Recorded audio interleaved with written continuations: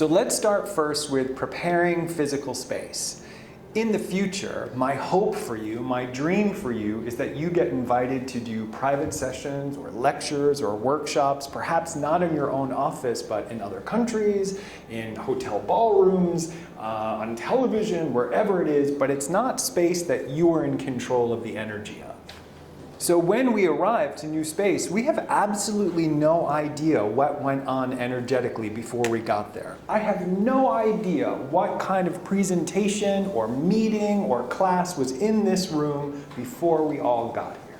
And I do believe human beings, all living things, can leave an imprint of energy.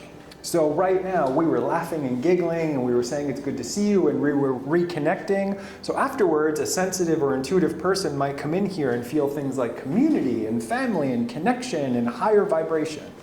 But what if yesterday there were a grief support group, and people came into this space and they were getting emotional, and they were talking about loss, and they were talking about pain, all beautiful things, but connecting with each other? That imprint of sadness and loss and grief and pain would be in the room. Now, I have no judgment either way. I'm not afraid of emotion. So if there was a business meeting in here and there was yelling, the imprint of energy doesn't scare me. If there was a grief support group in here and it was heavier energy because it was a sad topic, that doesn't scare me. If it was a birthday party and everyone was laughing and having fun, that energy doesn't scare me. But I do like to think of myself as being a responsible light worker. So in the same way that if I ate a snack right now, I wouldn't leave the wrapper in the room. It's my responsibility to take that trash, to take what I'm releasing, and move it somewhere else. You don't leave it in the room. So when we prepare the space, we're sort of like picking up and recycling what's in the energy. We're helping raise the vibration, we're helping clear the energy, we're also reminding ourselves that the light is the source of the healing. This is not only important for you as a light worker and as a human being, but it's also really important for your clients. You were just recently at a spiritual event, right? And how many private sessions did you do in one day? So 7 people the most in the day and 17 people in 3 days. First of all, omedetou gozaimasu. That's so cool.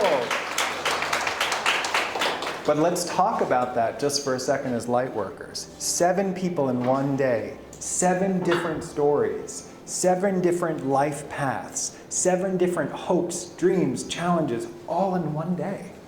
And even I, in between sessions, sometimes one session I'm crying, one session I'm laughing, one session I'm inspired, one session I'm scared. You become that person's energy, right? You're having that experience. So in between each session, we need to neutralize the energy so that the next person that comes to you doesn't feel the imprint of the last person. It's important for you as the facilitator not to walk home with the stories of 7 people at the end of the day. We don't want to leave it in your office. We don't want the next person to feel it. So each time we're shifting the energy.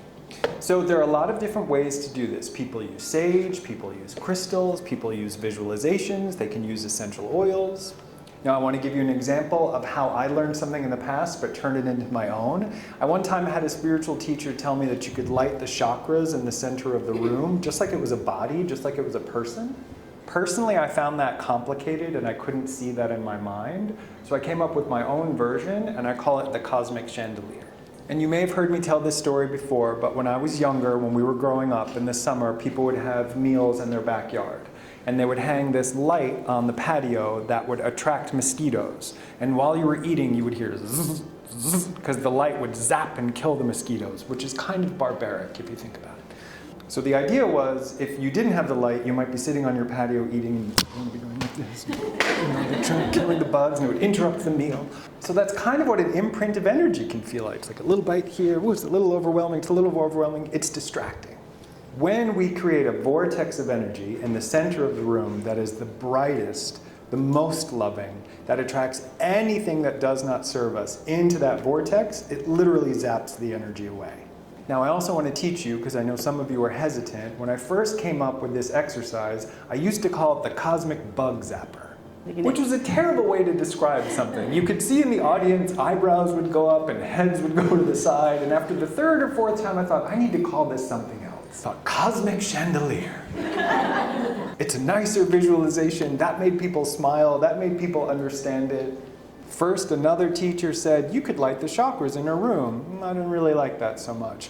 What about the cosmic bug zapper? Not quite there. What about the cosmic chandelier? That's how it evolved over time. But the basic concept and idea is that we sent an intention that there is a vortex of energy in the center of the room that we then raise up to the ceiling like a chandelier with the reminder that we are always being guided, protected, and taken care of by a higher power. You can do this on a plane, you can do it in the supermarket, you can do it in a taxi, you can do it in your house, you can do it anywhere in the world. So normally I would prepare the space before you came in here, but I want to do it collectively. Let's begin by doing the visualization together. This is the basic version, and then afterwards I'm going to teach you an advanced version.